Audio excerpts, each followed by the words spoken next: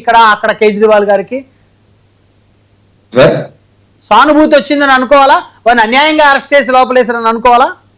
సానుభూతి ఎవరికి కావాలి సార్? నెత్తి మీద ₹10 పెడితే రూపాయికి కూడా కొనుక్కునే పరిస్థితి కానీ సానుభూతికి ఉపయోగం ఏముంది?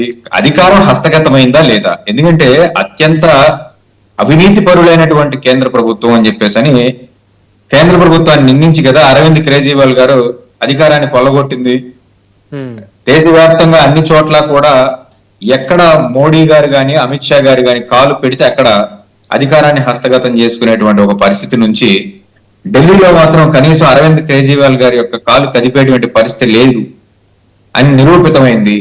తర్వాత కేవలం ఢిల్లీకి మాత్రమే పరిమితం కాకుండా పంజాబ్ లో కూడా నరేంద్ర మోడీ గారిని ఇక చాలా లేవు అని చెప్పేసి పంజాబ్ లో ప్రభుత్వాన్ని కూడా హస్తగతం చేసుకున్నటువంటి గనుడిగా మనందరం కూడా కీర్తించాం కదా. అక్కడ ప్రభుత్వాన్ని కూడా హస్తగతం చేసుకున్నది కదా ఆప్ ప్రభుత్వం. సో దీన్ని ఎలా అయినా సరే ఆప్ యొక్క విస్తరణను ఆపాలి అని అనుకున్నారు. ఆప్ లో ఉన్నటువంటి ప్రధానమైన నేత అయినటువంటి డిప్యూటీ సీఎం గారిని అరెస్ట్ చేశారు. అరవింద్ కేజ్రీవాల్ గారి పేరు చెప్పమన్నారు, ఆయన చెప్పనని చెప్పాడు. సుమారుగా 18 సార్లు ఆయన బెయిల్ రిజెక్ట్ అయింది. ఒక డిప్యూటీ సీఎం కి, పరిపాలనలో ఉన్నటువంటి ఒక డిప్యూటీ సీఎం కి అన్ని సార్లు బెయిల్ రిజెక్ట్ అవడం అనేది చరిత్రలో ప్రథమం. గతంలో జగన్మోహన్ రెడ్డి గారికి ఇటువంటి ఒక ఎంపీగా 16 నెలలు 18 నెలలు జైలు శిక్ష అనుభవించినటువంటి ఒక పరిస్థితి మనందరం చూసాం. అవును. ఆ తర్వాత ఢిల్లీ కేంద్రంగా జరిగినటువంటి ఈ లిక్కర్ స్కామ్ కు మాత్రమే ఈ యొక్క అభివర్ణించడం అనేది జరుగుతుంది. ఎట్టకేలకు ఈ రోజు చాలా ఎవిడెన్స్ అన్ని కూడా చక్కగా ప్రొజెక్ట్ చేయడం జరిగింది. ఢిల్లీ లిక్కర్ స్కామ్ లో ఎటువంటి అవకతవకలు లేకుండా, ఎటువంటి పొరపచ్చాలు లేకుండా ఏదైతే ఎవిడెన్స్ ఉందో ప్రభుత్వం దగ్గర అవన్నీ కూడా పెట్టడం జరిగింది. అన్ఫార్చునేట్లీ అందరూ కూడా కడిగిన ముత్యాలలాగా వచ్చారు.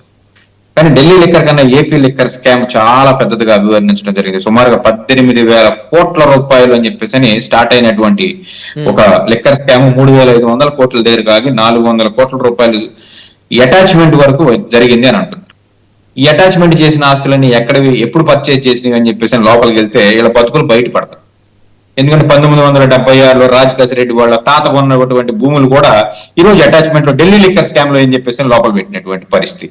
వాడేమో బాబాయ్ ఈ ఆస్తులకి నాకేం సంబంధం లేదు, ఇది నేను కొన్నవి కాదు, కాకపోతే నా పేరు మీద వచ్చినాయి కాబట్టి ఇవన్నీ ప్రభుత్వం అండర్లోకి తీసుకుంటుంది, మా తాత కొన్నప్పుడు ఢిల్లీ లేదు, లిక్కర్ లేదు, స్కామ్ లేదని చెప్పేసి రాజకేశ్వరరెడ్డి బోర్న కోర్టులో ఏడుస్తున్నటువంటి పరిస్థితి. కానీ ప్రభుత్వానికి ఏంటంటే వాడి పేరు మీద ఎంత ఉంటే అంత ముందుకు పట్టుకొచ్చి పడే మనకి అకౌంట్ కావాలనేటువంటి పరిస్థితి.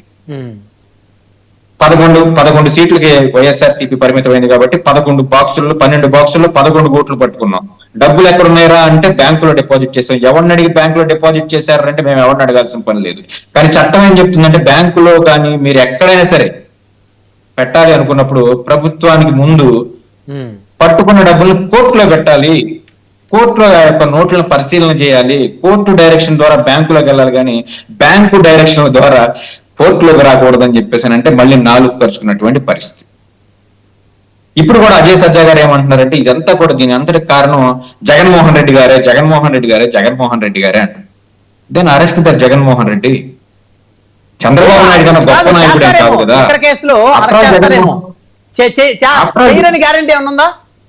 ఏమండి ఢిల్లీ ఏపీ లిక్కర్ కేసులో జగన్మోహన్ రెడ్డి గారిని అరెస్ట్ చేయరు అనేటువంటి గ్యారంటీ ఏమన్నా ఇవ్వగలుగుతారా మీరు అడ్వకేట్ గా?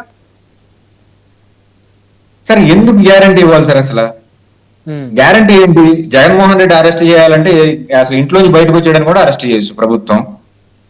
అనుమతి లేకుండా బయటకు వచ్చేయడానికి కూడా అరెస్ట్ చేయొచ్చు. ఏపీ లిక్కర్ స్కామ్ ఏంటి? అరెస్ట్ చేయాలి అని చెప్పేసి ప్రభుత్వం అనుకున్నప్పుడు ఎవరినైనా అరెస్ట్ చేయొచ్చు. రోడ్లు వెంబడి ఎంత బూతులు తిట్టిన ఆడవాళ్ళని వదిలేసి వాళ్ళకి ప్రమోషన్లు ఇచ్చి ఏంటి నేను తిట్టిన మాట in the spur of the moment నేను తప్పు చేశాను, నాకు కరెక్ట్ కాదు అని చెప్పేసి అనిపించిన నేతలను అరెస్ట్ చేసినటువంటి ప్రభుత్వం కదా. జగన్మోహన్ రెడ్డిని అరెస్ట్ చేయడానికి ఏం పెద్ద విషయమా? అసలు జగన్మోహన్ రెడ్డిని అరెస్ట్ చేయడం చాలా ఈజీ ఈ ప్రభుత్వానికి. కానీ జగన్మోహన్ రెడ్డి సామాన్యుడు కాదు కదా. అరెస్ట్ చేస్తే ఏం జరుగుద్ది అనేది తెలుసు కదా. కాదు కదా సార్ జగన్మోహన్ రెడ్డి గారు. అరవింద్ కేజ్రీవాల్ గారి కన్నా గొప్ప వ్యక్తి ఏం కాదు కదా. ఎవడన్నాడు? అరవింద్ కేజ్రీవాల్ ఢిల్లీలో గొప్ప, ఆంధ్రప్రదేశ్ లో అయితే కనీసం కార్పొరేటర్ కూడా కాని పరిస్థితి. అరవింద్ కేజ్రీవాల్ మీకు గొప్ప అయితే ఢిల్లీ వాళ్ళకి గొప్ప అయితే ఆంధ్రప్రదేశ్ వాళ్ళకి గొప్ప కాదు కదా. ఎవరికి ఉంటే స్థానబలం వాళ్ళకుంటది. అరవింద్ కేజ్రీవాల్ కన్నా గొప్ప కాదు కదా అని చెప్పి మనం ఎలా సర్టిఫై చేస్తాం? అరవింద్ కేజ్రీవాల్ అంత గొప్పోడైతే వచ్చి ఇక్కడ పోటీ చేయొచ్చు కదా. జగన్మోహన్ రెడ్డి అరవింద్ గారు మీరు ఆ మాట్లాడే సత్యాజయ్ గారు ఒక మాట్లాడారు, జగన్ గారు గొప్ప రైతు, ఢిల్లీ వెళ్ళి పోటీ చేయొచ్చు కదా, ఢిల్లీ పీఠాన్ని కేజ్రీవాల్ కన్నా ఢిల్లీలో జగన్మోహన్ రెడ్డి గొప్పోడని ఎవరైనా అన్నారా? నేను కానీ శేఖర్ రెడ్డి గారు కానీ మిగతా వాళ్ళు ఎవరైనా అన్నారా? ఈవెన్ అజయ్ సజ్జా గారు కూడా అన్నా. మీరు అంటున్నారు. ఓకే ఓకే, వన్ రౌండ్ మాట్లాడదాం. వెంకటేష్ గారు మనతో మస్తాన్ రావు గారు ఉన్నారు. మస్తాన్ రావు గారు గుడ్ ఈవినింగ్ అండి. Good evening sir. సో మీరేం చెప్తారు సార్, ఈ ఈడీ అధికారుల విచారణ ఎవరినైతే వెంకటేష్ నాయుడు ఆ పేరు అప్పట్లో సంచలనంగా తెర మీదకి వచ్చింది, నోట్ల కట్లన్నీ ఆయన